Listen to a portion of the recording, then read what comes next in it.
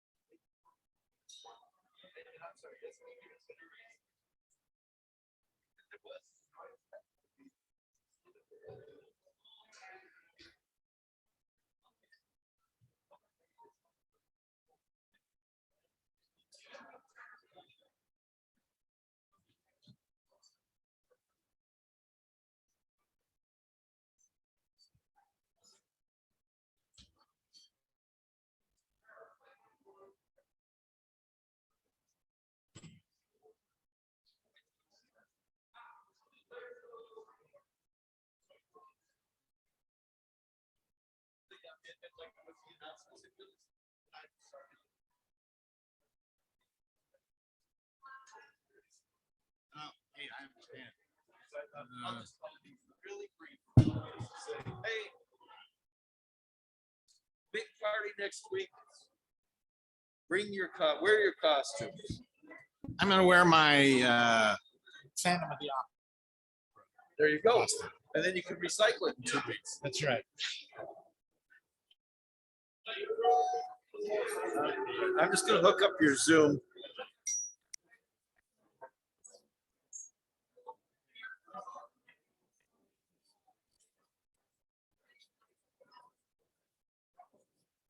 I'll get out of your way whenever you need me to.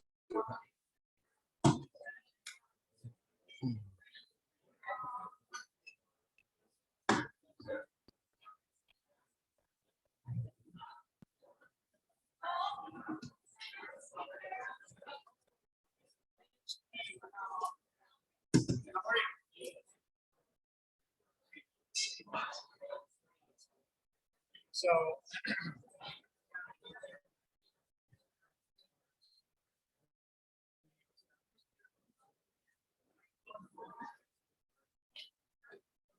anyway, so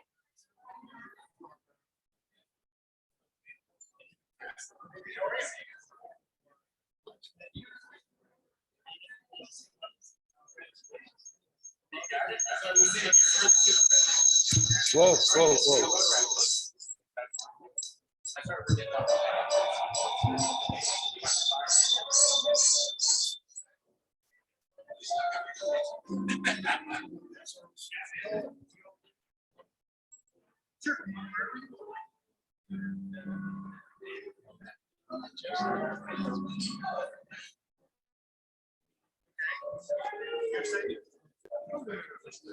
Sir, I'm good. Very cool. Good, good.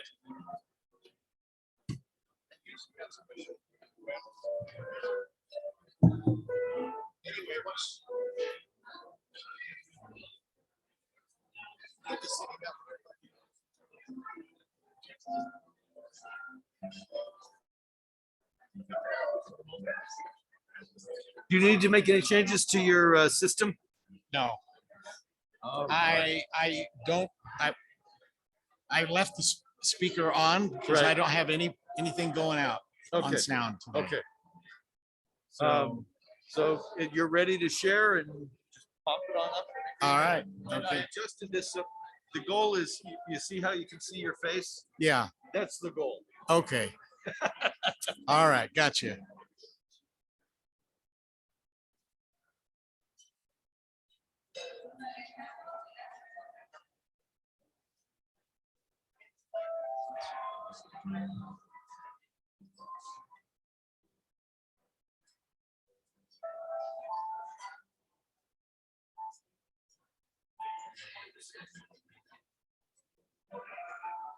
So we don't have any sound issues today.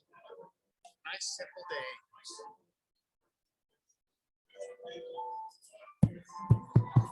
Testing 1, 2. I think we'll need a little more volume.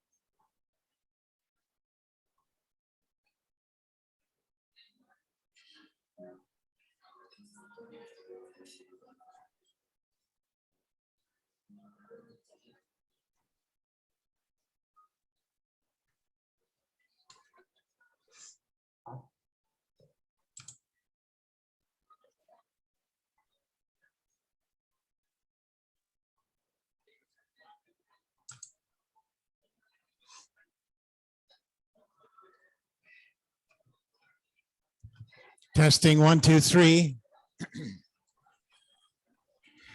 Let me just invite you to look at the screen during your lunch period.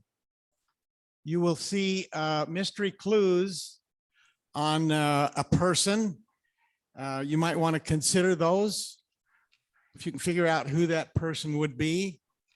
And secondly, we are kicking off our 2 truths and a lie. You'll see this slide pop up shortly after the first one so that you can kind of think about who at your table would be a good spokesman to ask a question and ultimately give your proposed solution as to what the lie is and why you think it's so. So you'll see these 2 slides come up. Just go ahead and enjoy your lunch. We'll bring it up later.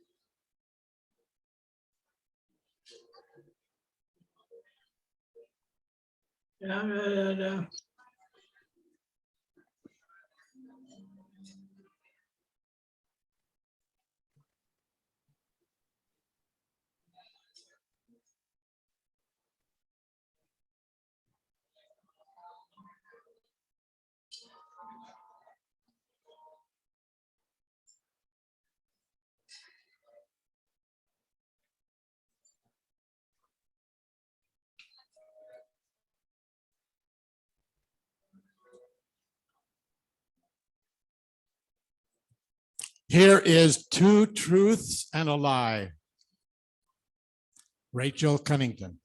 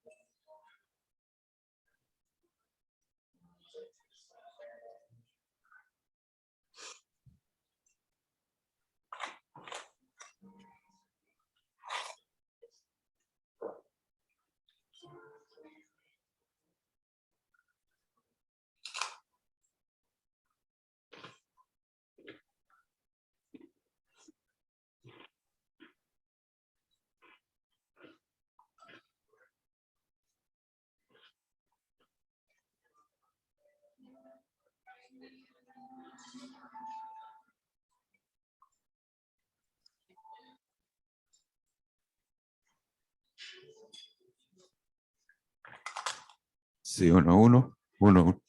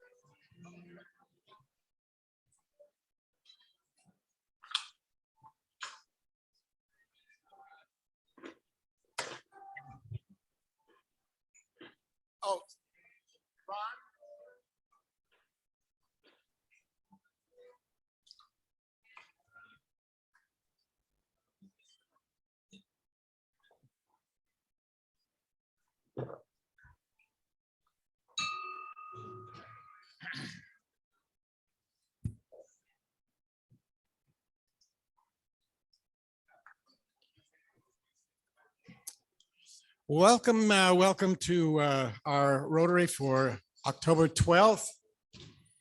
And we are going to begin with a Pledge of Allegiance. Steph Holden has agreed to step up here to the podium and lead us in the pledge. I think most of you have met Steph from a couple of weeks ago. He's now in the process of becoming a member. So.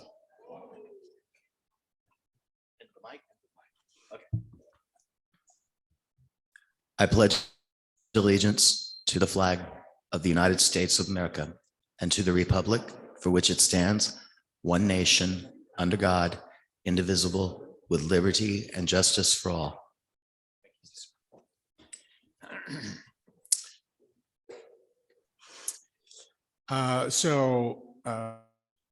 Bill Smith is going to bring his tenore voice and lead us in God Bless the USA.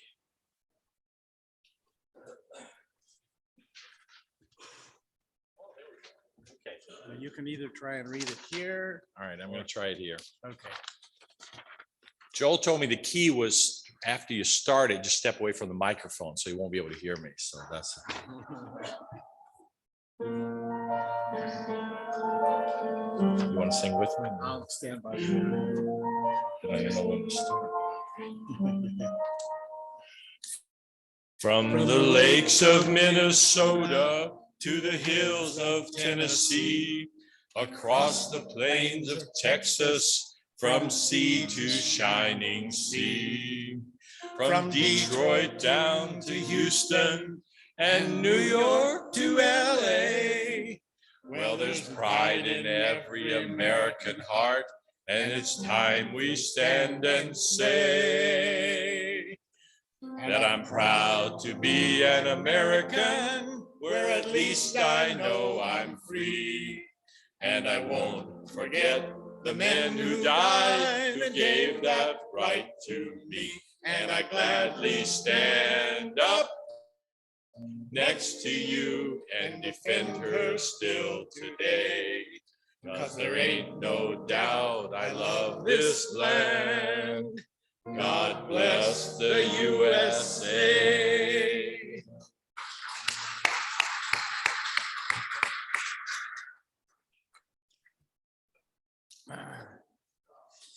And Ron Smith is going to lead us in our spiritual thought.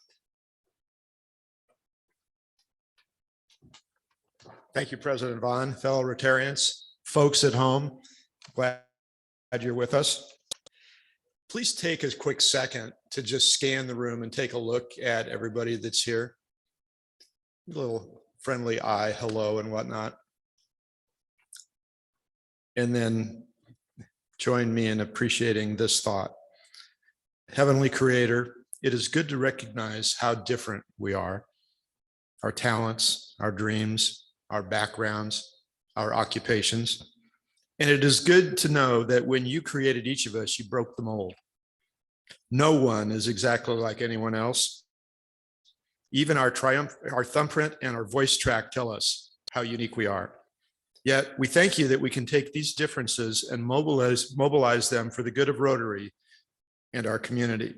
In our differences, we can think some of the same thoughts and move together toward a common goal. Bless us as we meet together today, and thank you for our individuality and also for our common bond of Rotary. Amen. Thank you, Ron.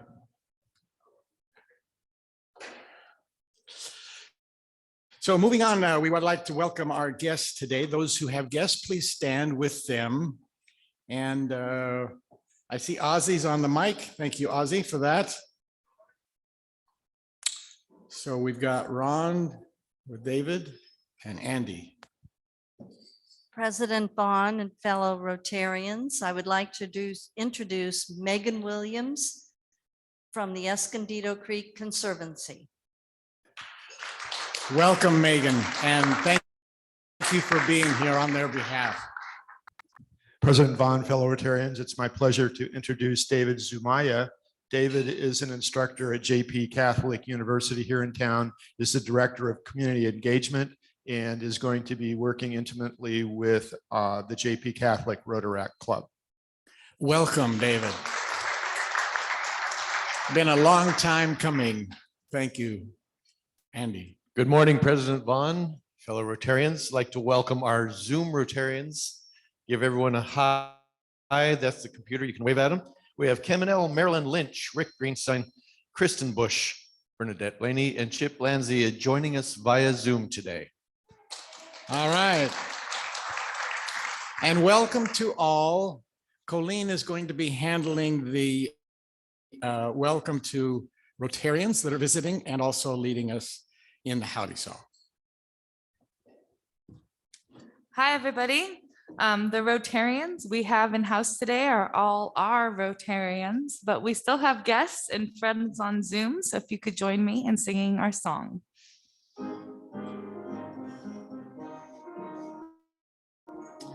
Howdy, we're glad to have you here. Welcome, we sing it loud and clear.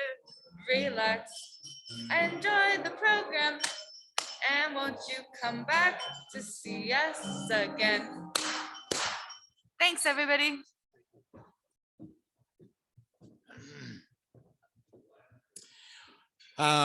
You noticed Marilyn Lynch isn't here today. She's dealing with some medical issues, and our thoughts and where is she?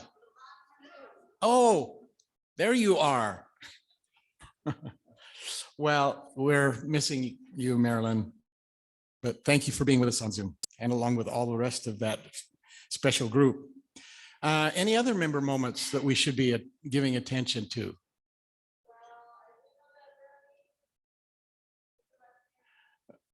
Burnt. Oh, good, good, excellent news. So we'll include Bernie in our thoughts. Say again. Carpal tunnel surgery. Oh, Bernie, what's her last name? I'm sorry. Oh, all right. Well, hallelujah for Zoom. Makes it so much easier for us not to lose people. So our upcoming calendar. Today, of course, Mayor Ross is with us. And next week, Andy's meeting is going to be a special meeting. You want to talk about now or later? All right. As past president, he is in charge of the past president's meeting. So I'll keep this as brief as I can, but I want you all to have a lot of fun next week. And since our speaker on the 26th, which is close to Halloween, is actually our county supervisor, maybe we don't want to dress up for Halloween on the 26th, but the 19th would be outstanding because we're all going to be dressed up and we're going to be having fun. And it's going to essentially be a quiz show for our past presidents. But what I would love you to do besides dressing up is maybe bring some distractors, maybe a squirt gun, maybe a noisemaker, maybe some rotten tomatoes. I don't care. I will clean up. I'll clean up. All right. But please, let's have a lot of fun next week. It's going to be a great meeting and we're going to get all dressed up. I'm very serious about that. Dressed up in your Halloween costumes and bring some distractors. All right. Thank you. Thank you, Andy.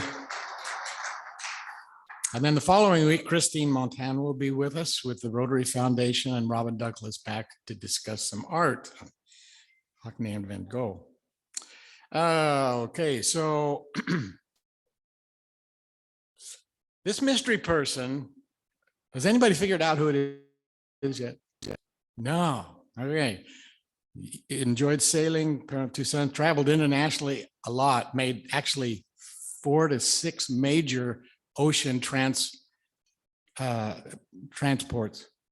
Personally met the Queen of Portugal. Anybody yet? Swam 6 miles in order to escape the French Navy that destroyed the ship that he was on for Britain. He learned Latin. He made a collection of scriptures published. This is all dating back a little bit, probably around 1492. And I made him an honorary Rotarian today. So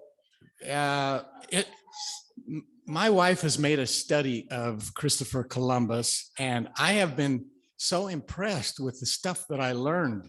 Literally, he saved his life by swimming for 6 miles to get to shore on Portugal, and that's how he ended up in Portugal.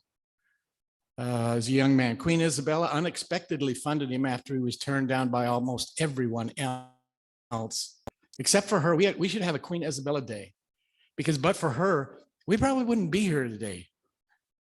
Anyway, Columbus wrote his own history, extensive. If you want to read some interesting stuff dating back in the 1500s, read as he wrote the miracle after miracle that led him to do what he did, despite odds. So anyway, we have Sandy McDougall today that's making a presentation with respect to a certificate of appreciation, if she would like to come up with her guest.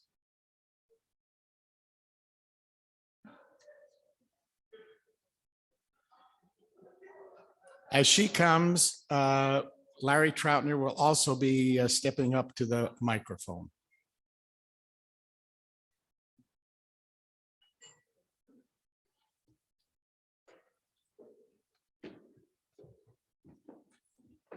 Thank you.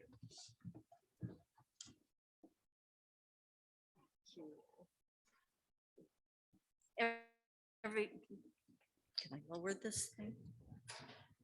Okay, this is a certificate of presentation of appreciation, I'm sorry, to the Escondido Creek Conservancy.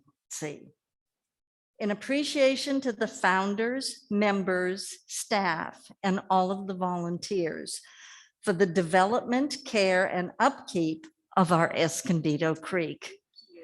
So this is Megan. Do you want to give a couple of words about what's new going on?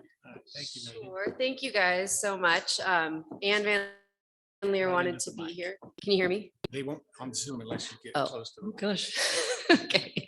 Ann Van Leer, our executive director, wanted to be here. She's extremely busy with all of our fun end of year stuff. But thank you guys. We appreciate it. We love the work that we do.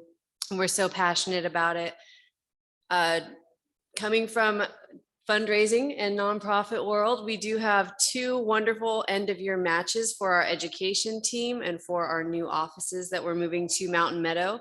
So all donations will be matched for those 2 campaigns. If you guys have any questions, let me know. Businesses and new donors get matched 2 to 1. So make your donations work for you. But thank you guys so much. If any of you would like to come out and see a property, please reach out to me. I'll be happy to take you out. Okay. So she's also receiving the Escondido personal history, and that I'm sure she will enjoy. Thank you so much for coming and being with us. And thank you, Sandy, for running this program. And I'm now introducing the Ever Ready Battery Bunny, Larry Troutner, who's at it again. Thank you, President Vaughn. Thank you, President Vaughn and fellow Rotarians and Zoom people. Believe it or not, we finished 5 years of picking up the interchange there in our Adopt a Highway program just last Saturday. And as usual, we picked up about 20 bags, more than 20 bags of trash and 2 bags of recyclables. I want to put a special thank you to our core members, Ken Myers, Mike Freet, Ione, Dan, and also Suzanne Southwell, who isn't even a member of our club yet, but still comes out and really puts a shame to the younger people. She's out there and really having trouble getting around, but she's out there doing the thing. So, but I want a special thank you to Scott Horst, who's our new member, and he brought in 4 of his street stewards companions. So we had a good crew. And that someone posted on Facebook that we're doing this. So we had someone show up, not associated with Rotary or anybody else, and just a volunteer who saw it on Facebook. So we had 13 people, a good outing. But I wanted to add, now we have a special presentation to make today, because as you know, after you've done 5 outings with us, you become a core member. And as a core member, you get the collector's item, one of a kind. What everybody else in the neighborhood wants, one t-shirt that's, you could wear it, you don't have to put the silly vest on every time. So now our 2 people did this time. This was Vaughn and Myrna. So they are now members of our core team, and they deserve a special t-shirt. Oh, thank you very much.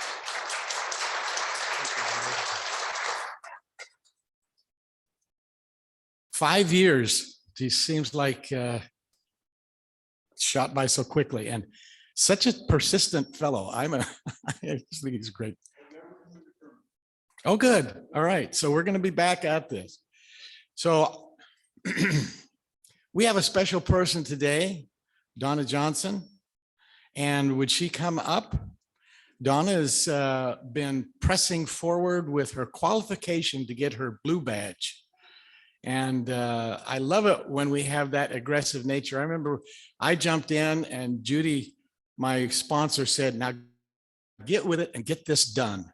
And so she was on my back all the time. And Donna has come close to matching or beating my record. So I don't know. Anyway, so she's going to give her little presentation on who am I, and then we're going to give her her blue badge. And if anybody else has any packets for new materials, please bring them up as well. So Donna. Thank you so much. Can everybody hear me okay if I don't shout? Who am I? I wish I knew. I was born and raised in San Diego. My mom told me I was born during the war, and I always had visions of my dad dodging bullets to get to the hospital to see me. My parents were working class middle class working people. My dad drove a streetcar, a bus, worked for Coca-Cola and Frito-Lay. My mom was a housewife, and later in life, she was a bridal consultant and even worked at Ernie Cowan Photography. I'm the oldest of 3 children. My brothers, James and Andrew, and my parents are all passed away. My proud heritage is Norwegian and French Irish. Both parents came to San Diego in 1939. My dad from South Dakota and my mother from Louisiana. Yes, I am a Cajun, and I make the best gumbo this side of the Mason-Dixon line. I graduated from Crawford High School and San Diego State University. I come from a very musical family. My dad was a vocalist and sang with the dance bands in the 40s with his twin sister, and even had a gig with the Marine Corps dance band. My music training started early. As soon as I could read, I started with piano lessons, and I studied with the same teacher until I started college. My dad had one request, that I learn Clair de Lune. It took 4 years, but I did master it. And when I played it for him, I saw the tears rolling down his face. My dad taught me to harmonize when I was 4 years old. I auditioned for the San Diego Sweet Adelines, the women's barbershop chorus, in the late 70s, and I sang for 10 years until we moved to Escondido. I was asked to learn 2 different parts, and I sang lead and bass, depending on what the chorus needed. I loved every moment of my career, which allowed me to travel, and also I came out of my shell. Hard to believe I was once painfully shy. I had 2 wonderful careers. I worked for 50 years without a break in service for 2 employers. 30 years as senior executive assistant and IT manager at the Ratner Corporation and Hang 10 International in downtown San Diego. In 1996, the trademark was sold, so I picked up my 2 little feet and was lucky enough to get a position at SDG&E, where I worked for the next 20 years. I took advantage of their continuing education, which led to my promotion as electric distribution engineering analyst. I retired from SDG in 2014, and I never looked back. I don't miss the daily 3-hour commute. I am a quilt maker and have won numerous ribbons in the San Diego County Fair, even won Best of Show in 2 categories, including 2 first-place ribbons at the California State Fair. My daytime routine is very busy. I don't devote my time to making quilts, teaching quilting and machine embroidery at a local sewing machine retailer. I'm sorry, I'm nervous. I still practice on my piano every day, just in case I'm ever asked to go on the concert tour. I was married for 20 years, divorced and stayed single for 17 years, and then reconnected with my high school sweetheart in 2010. I am single again. My Bob passed away last September.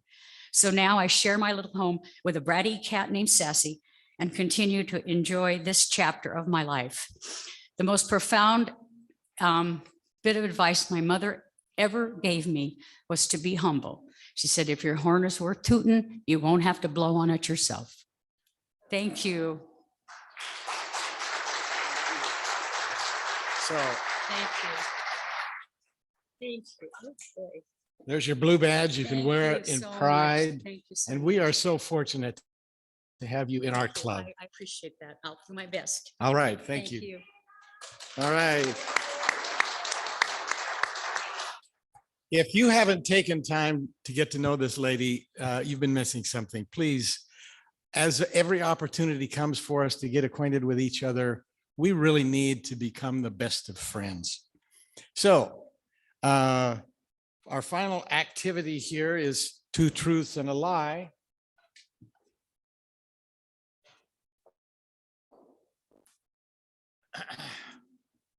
So Rachel Currington has posed these three statements. And you've all looked at those, and we're going to have some activity around the table. Those who feel like they have a question they need to ask, I'd like to invite Rachel to come up. And let's see if we can nail this one, all right? Anybody have a specific question right now on any one of these three? We're going to be asking. Are you for- sure you were being paid or you paid for? I feel like my reputation may be somewhat tarnished after today, but no, this is this is one of the things. Yes, that statement is written as I wrote it. So we don't want her to give away which one is the lie, but anyway, flown on a trapeze. I'm not sure how that professional is, whatever. Anyway, you can address some of those questions also. Does anybody at a table have a proposed solution to this? Which one is the lie? Uh-oh. Uh-oh, crashed. Okay. Go ahead.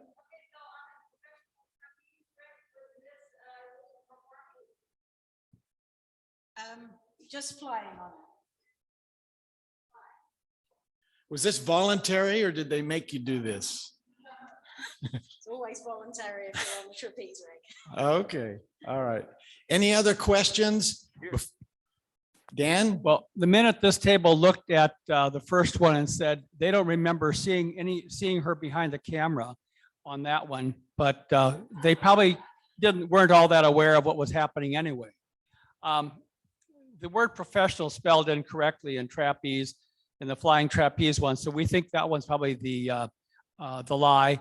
And of course, she looks young enough that she probably knows many more than three of the managing partners of Edward Jones. Okay, thank you, Dan, for leading off with that. Can I just make a clarification? There have been, just for kind of context, there's been 6 managing partners for Edward Jones since 1922. So yeah, there's not that many of them. Okay, so maybe we should show the artwork from Irv. And this might help you to figure out which ones are the truths and which ones are the lie. Okay, I lost my connection. That's probably a good thing because I don't want to see the first one. Yeah. Okay. All right. I do not know any of these men. I just want that to be clear. All right, so you may think that this one is questionable. She does look good on the trapeze. I have to say that much. What about some other table? Somebody propose what they think. Here is the third one, just if that'll help. So, okay, so going back here, anybody thinking that this is the lie? So you, okay. And how about this one? This is true. I don't know. And the Edward Jones group, we got, you think that one's the lie? Okay. All right, I think we have a consensus here. So why don't you share your perspective on these three and tell us which one is the lie? Okay, so number one, yes, it's true. I did used to get paid to look at men in their underwear because my first career was in the fashion industry and I worked for a big UK retailer, and I worked on children's wear, women's nightwear and men's underwear. So I was paid to do the fit and technical specifications for men's underwear, and there's only one way you can do that. So yes, I used to get paid to, and actually there's a funny story behind that because I actually made someone really, really, really happy when I didn't hire them as a fit model. So the other one that's true is the third one. I have met all three of the Edward Jones managing partners that are still alive. And I think there's a picture of me with them. I've even got pictorial proof. So the first one's me with Doug Hill in 2015. Went to St. Louis for an awards ceremony and got my picture taken with him. The second picture is with Jim Weddle in 2017 when he came to Southern California for a meeting. And the third one is me with Penny Pennington on her 100th day in office. And she flew down to Southern California for a meeting and I got the honor of driving her to the airport. So I even got some alone time with her, which was kind of awesome. So the lie is I haven't flown on a professional circus rig. I've flown on a trapeze rig, but just a practice rig. There's a team down in Escondido, here in Escondido, that does circus trapeze. The professional flying circus, when Circus Vargas was in town, my daughter got that honor. She got to fly on their circus rig. So that's the lie. So was that with or without a net? There's always a net. Always a net. Okay. All right. Thanks to Irv. Let's hear it for Irv and his proverbial creative talents. All right. So I'm now pleased to invite Justin Gray to come up and begin our formal program with speaker.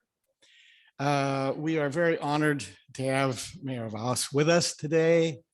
And Justin happens to be acquainted with him as well. So he's going to lead us in the fun song. Did he warn you about this? Not really. No, okay. Good afternoon. This will be sung to the tune of She'll Be Coming Around the Mountain. Please join in.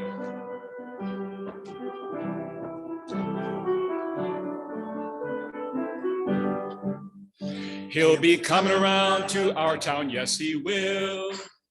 He'll be coming around to our town, yes, he will. He'll be coming around to our town, he'll be coming around to our town, he'll be coming around to our town, yes, he will. Mayor Steve Vaus of Poway's here to speak. Yes, Mayor Steve Vaus of Poway's here to speak. He'll be wearing a straw hat, even though no one here does that. He'll be coming to our town, yes, he will. He's a Grammy-winning artist, it is so. He's the only singing mayor that we know. Though our mayor gets paid more, Mayor Steve's not at all sore, and we give him the heartiest hello. He'll be coming around to our town, yes, he will. He'll be coming around to our town, yes, he will. He'll be coming around to our town, he'll be coming around to our town, he'll be coming around to our town, yes, he will. Thank you. So I first worked with Steve Vaus, AKA Buck Howdy, when he hired me to play on a children's album called Chickens. It was really a lot of fun. That particular album got nominated for a Grammy, and I think we got beaten by some random album by Muppets or something like that. So we were against some really stiff competition. As a Grammy-winning recording artist, Steve produces country albums and children's albums. 32 years ago, he established Carols by Candlelight, a fundraising holiday favorite right here at the Art Center. And I just found out from Steve before the program that that is happening again this year. So we're really excited about that. It's a great program. And I believe it benefits Rady's Children's Hospital. So please support that if you can. Steve was elected mayor of Poway in 2014 and serves in that position today. Welcome, Mayor Steve.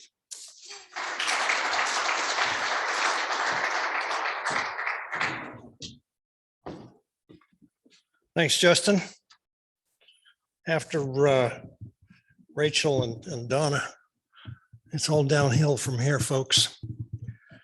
I got a call from Mayor Mack last week saying that he normally would be here introducing me, but he couldn't make it today. I find his absence conspicuous, but I'm not sure that I would attend if he were speaking somewhere. No, I probably would. One of my favorite quotes, LBJ, Lyndon Baines Johnson, as president, once said, when the burdens of the presidency become unbearable, I remind myself it could be worse. I could be a mayor. And it's true. Mayors are up close and personal with their constituents, but honestly, it's a blessing. I know Paul had some other activity today that he had to attend, so I forgive him, but I won't let him off the hook. I will use it as leverage at some point in the future. I noticed just this morning when I was checking where I was supposed to be and when, that in theory, I was going to be talking about the problems facing North County. I will cover that in about the last minute of my comments. I wanted to tell you a little bit more about my family and how I became mayor. It is not a typical path into politics, thank goodness. I am not and never will be a politician. Before I was born, my dad was a gangster in Los Angeles in the 1940s, long before I was born. My dad was known as the wiretapper. He worked, if you remember, a gangster by the name of Mickey Cohen. My dad was Mickey Cohen's right-hand man. He indeed invented wiretapping. And interestingly, he first worked with the LAPD and with the FBI, planting bugs in people's houses. And Mickey Cohen approached him at one point and said, I understand you placed a bug in my house. And my dad honestly said, no, I did not. At least my dad told me he was being honest. I'm not sure. But he said he didn't put the bug in the house. Mickey Cohen pulled out a roll of $100 bills. And he said, are you sure? And my dad said, I am sure. And he said, well, could you take it out if there is one there? And my dad said, I don't do that. I put them in. And he started rolling off the $100 bills, Mickey Cohen did. And he said, are you sure you're not in the business of removing them? And after a few $1,000s rolled off that roll of $100 bills, my dad got in the business of removing bugs and went to work with Mickey Cohen and left LAPD and the FBI behind. If you ever saw the movie The Sting, Robert Redford and Paul Newman, they had this mythical machine that could, on the telegraph wires, intercept the race results delay them so you could send somebody into the off-track betting post to bet on the horse that already won the race before the off-track post knew that the race had started. Well, in the movie, that was just a big scam. But in real life, my dad invented the machine that actually did that. And they were making millions of dollars controlling all the betting action in the entire Western United States. The night before, they were supposed to go to the East Coast and control all of the betting action all across the nation. My mom dragged my dad into a tent revival meeting in Los Angeles, featuring a young preacher by the name of Billy Graham. That night, my dad turned his life around completely and left behind the life of crime and went to work trying to keep kids out of trouble. He'd been in trouble from the time he was young. He was arrested for armed robbery when he was in high school. He was court-martialed for misappropriation of government stuff, sentenced to 10 years hard labor. He wanted to help kids avoid that kind of life. So he picked the 1 square mile in the United States that had the highest youth crime rate and set up a boys club there, and went on to live a very productive life, became an ordained minister. Matter of fact, my grandpa was a minister. My dad was a minister. My 3 brothers are ministers. And I was a musician and ultimately went into politics. I was always the black sheep in the family and pretty proud of it.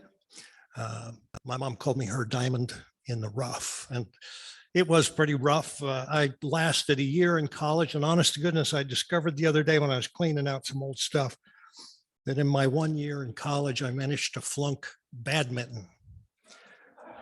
You really got to go to flunk badminton, but I wanted to be in the music business. I'll never forget, shortly after I left college and I did my first big audition. This is in the New York metropolitan area. And I was terrific. And I was supposed to call the agent the next day. And he said, well, Steve, are you thinking of doing this as a hobby or a career? I said, well, I really want to do it as a career. And he said, well, I suggest you think of it as a hobby. That was not the news that I wanted to hear, but I kept at it and I kept at it. And when I won my Grammy back in 2010, I really wished I still had his phone number, because I would have called him and let him know that the hobby turned out okay. I've never been able to track him down. I've tried though, because I wanted to tell him that year going into the Grammys, I was with the maestro of the Boston Philharmonic, and you're walking in through security and you make small talk. I had never met him before that night. And you say, okay, what are you nominated for? And he asked me, and I was up for best spoken word record for kids and families. And he said, well, who are you up against? And I told him Ed Asner, Nelson Mandela, David Hyde Pierce from Frasier, I think, and a couple other folks that were pretty well known. And he said, well, enjoy the party. And I saw him later with my Grammy in hand. And I said, I am enjoying the party a lot. I still expect that somebody's going to call and say that there was a mistake and Nelson Mandela should have won, or David Hyde Pierce or something like that. But I've still got it locked away at home and damn proud of it. Coincidentally, the day after the Grammy Awards that year was really when my political career started. 10 years ago, 12 years ago, I couldn't have told you where Poway City Hall was. Things were going along fine. Didn't know where City Hall was, didn't know who the city council members were, didn't know who the mayor was. But then I read a story in the newspaper about a councilwoman who had abused the power of her office. And I called City Hall and I said, well, can't you just fire her from city council? And they said, no, she would have to be recalled. And I said, what's a recall? And they said, well, you could come down to the city clerk and learn what a recall is, but don't waste your time. They never work. But I went because I'm stubborn and I was angry and started a recall of that council member. And a few months later, she was recalled, 80% to 20%, because she was not a good person and she had abused the power of her office and cost the city nearly $1 million in legal settlements. So that was my start in politics, and I discovered where City Hall was. 2 years later, I ran for city council. That was 2012, and I was elected. 2 years after that, I thought that we needed a fresh voice as mayor. Took on a long-term incumbent, nice guy, but the public agreed with me that it was time for a new voice as mayor. And that started quite an adventure for me. Becoming mayor, I did something that most mayors at the time didn't do. I advertised my cell phone number, put it on the city website, put it in the newspaper locally, because I believed and still do believe that as mayor, you've got to be accessible to the people that you represent.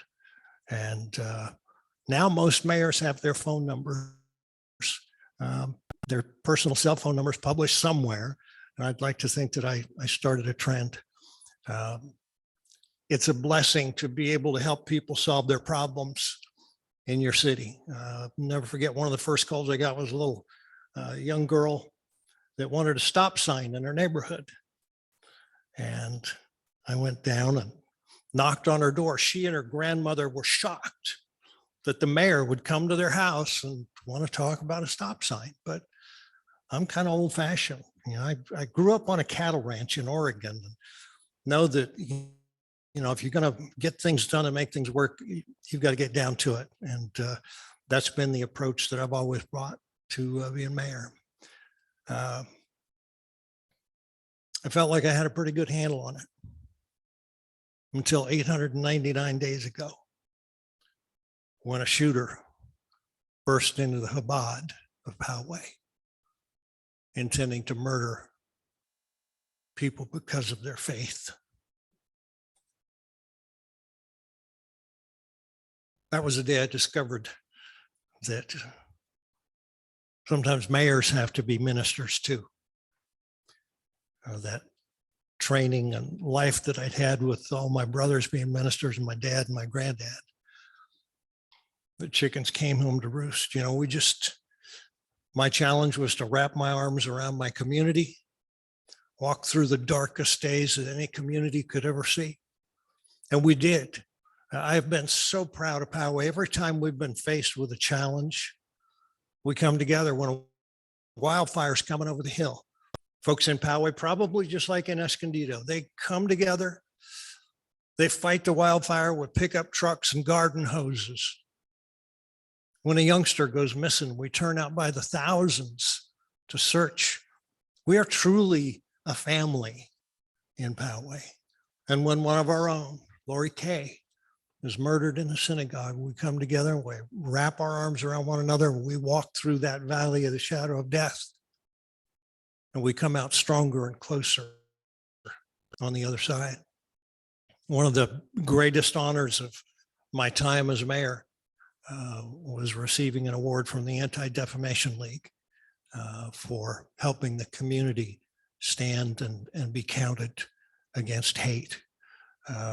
I see hatred being the biggest problem this country's facing right now. It's a problem that we face here in North County. It's a problem that is everywhere. People are so full of malice and misinformation. And the progressives hate the right wingers and the right wingers hate the progressives and the Democrats and the Republicans. We've got to find a place where we come together as human beings. Otherwise, we're going to be in a world of hurt. We're on the edge of being in a world of hurt. I'm proud to say that I consider Paul McNamara a dear friend. We come from different political parties. I don't care. I want to know what the human being stands for. And I would hope that we could all do a better job of that. I don't want to preach too much because I'm not the mayor or the minister in the family, but I think the internet is going to be the death of us. It's to me kind of the tree in the Garden of Eden that shouldn't have been eaten from. It has brought so much of that malice and misinformation and hatred right into our own homes and our own telephones. I think we've got to step away from it more. It has some good things, but all in all, it's not been good lately. Let me talk about something happy. I don't want to get too depressing here. Now, let me tell you a little more about Carols by Candlelight, because it's something that I'm real proud of. As Justin said, this December will be the 32nd year. Carols by Candlelight, we bring music stars to sing their big hits and their favorite Christmas songs, all to raise money for Rady Children's Hospital. It's an event that's near and dear to me. I created it 32 years ago as a street concert in downtown San Diego, and it grew too big for the streets. So we went to Poway for 1 year at the Performing Arts Center. Ever since then, we've been here in the big theater at California Center for the Arts. When I was a kid, I had a little sister, Alyssa. Alyssa was born with some serious health problems, and we knew that Alyssa wasn't going to last even a year. And I remember clearly to this day visiting Alyssa in the Children's Hospital in Portland, Oregon at Christmas time and seeing how the spirit of Christmas, even there in the desperate circumstance, the love, the joy was still there in that children's ward, and I never forgot it. So that was why I created Carols by Candlelight, so that in raising money for Rady Children's Hospital, we could bring love and joy and hope to desperate kids' lives. We've raised well over $1 million over the years for Rady Children's Hospital and other charities serving children. But it's a tough battle some years, and this year is going to be one of those. We always need sponsors. Costs about $100,000 to put on the show. And we've been blessed with some sponsors that have been with us for years and years. But if you have a small business that you want to get a little promotion and publicity and do something good, please grab me. I'll tell you, we have sponsorships anywhere from $500 on up. We also do another thing where we want first responders and active duty military, and this year healthcare workers to be able to attend the show for free. So we allow people to buy what we call hero gift tickets for those folks. They're $25 each, and we allow them to come with their family. So if you'd like to be a part of that, I'd love to talk to you as well. Anyhow, I promised I would leave some time for questions and answers. I hate to prattle on and on, because like I said, between Rachel and Donna and Justin, there are far more interesting people here. So if you got a question, I'd be happy to hear it. Otherwise, I'll get out of your way and you get out of here early. Not all at once. Oh, yes, sir.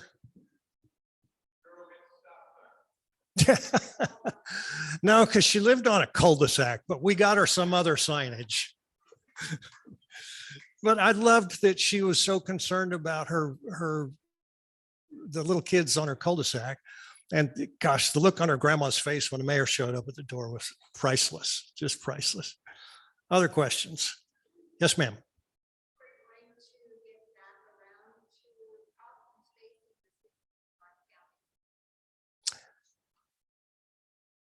The biggest problem, as I said, the deep partisan divide. It's keeping people from coming together to find solutions. As I said, I'm good friends with Paul McNamara. I was good friends with Sam Abed before Paul, good friends with Olga Diaz. I don't care what party you're from. Let's take care of people and get things done. So that is, I'd say, my overarching concern. The other one on a more practical basis, if you've been reading the news about Sandag, and what Sandag wants to do, putting what they call VMT, vehicle miles traveled charge on our highways, so that if you want to drive down to Poway, for example, it's going to cost you. There's going to be some kind of tracker on your car that at the end of the year, you'll get a bill for how many miles you've driven on the highway. And the state just passed legislation to make that possible without you having a say. So that's another big concern. I think it's going to be a horrible impact on businesses, on families, on those less fortunate who can ill afford extra charges like that. So watch out for that one. Wildfire is always a huge concern, especially as we come into the next 4 to 6 weeks. Other questions? I saw another hand over here somewhere. No, you chickened out. Going. Justin, nothing?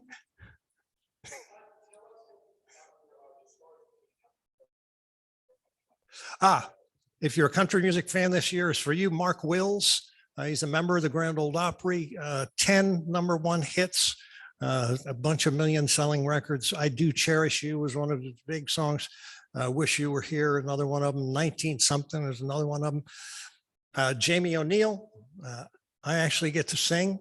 I can do that every now and again. I don't do it at city council meetings. My daughter, Anna Vaus, who's a fast rising star in Nashville, she will also be performing. So it's great. The show is really less about who the stars are than the spirit of the show. Every year, I hear people as they're walking. Well, before I say that, let me tell you, the cool highlight of the night is after all the big stars have sung on stage and you've heard spectacular music, and we have Christmas trees on stage and there's snow falling and poinsettias and all that kind of stuff. It really tugs at your heartstrings.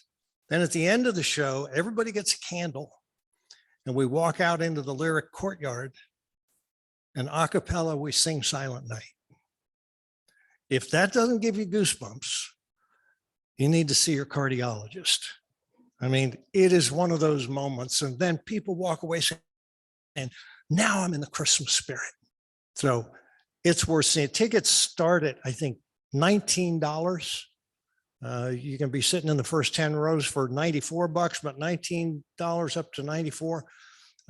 Bring your family. We have people that have come to Carols by Candlelight. One family, the Dominique family from Lakeside, they started coming about 15 years ago. They bought 2 tickets. The next year they bought 4. The next year they bought 8. The next year they bought about 20. And this year I think they bought 50. They come, it's a part of their Christmas tradition. I promise you, it will light up your season, and it's a gift of hope for those kids at Rady Children's. So thanks for asking that. You had a question, sir?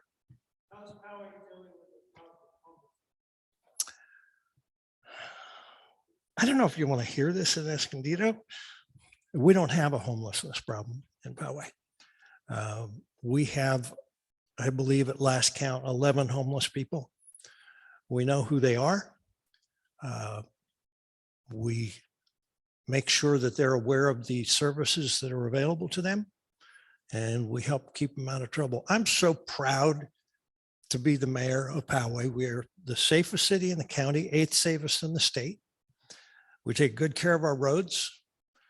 We always have extra money in the bank. We just built a brand new community center that's also a senior center. Cost, I think, $13 million. We paid cash. That's the way we do things in Poway. Now, Escondido's great and have different challenges and different priorities, but I couldn't be more proud to be mayor of Poway. Yes, sir.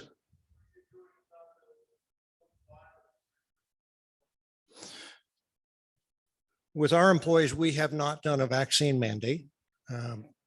I believe that if you allow people to be grown-ups and take care of business, they generally will do that. So we've got no mandate in our city. We've had some of the lowest infection rate, I think the lowest infection rate of any city in the county. That's not just because I'm smart or our staff is so smart. We've got more open space than most cities, and bigger lots that homes are built on and stuff like that. But we were very proactive when COVID hit.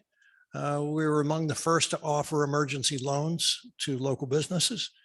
I was walking by one of our parks one day and saw a picnic table sitting empty. And I thought, what if we gave picnic tables to all our restaurants so they could operate outside? And within a week, we had hundreds of picnic tables out on the streets at no cost to any of the restaurants. It helped keep them in business. So it's just common sense approach. Every time I try it, it seems to work. We got time for maybe one or two more questions. Yes, sir.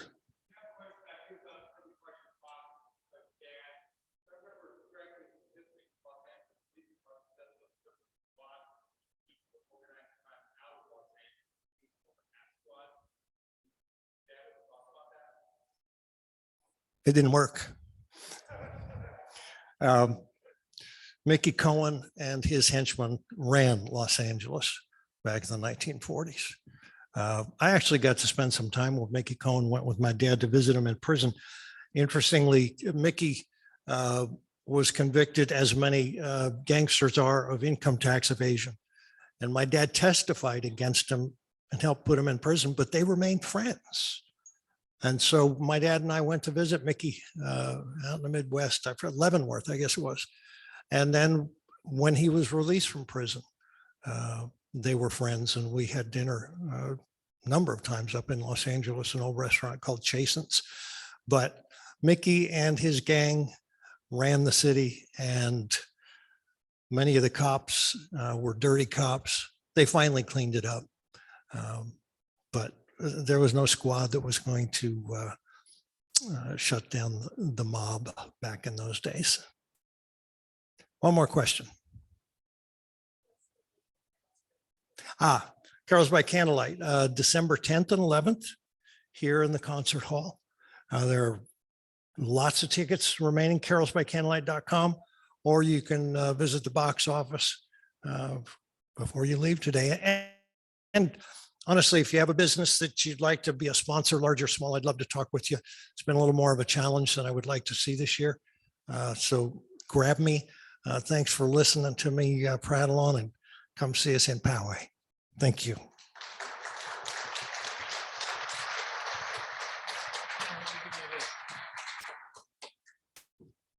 So we have your words and compliments, and think of us when you read these. Yeah, you have a special place with us here. Thank you. Have a good day. Appreciate it. Thank you very much.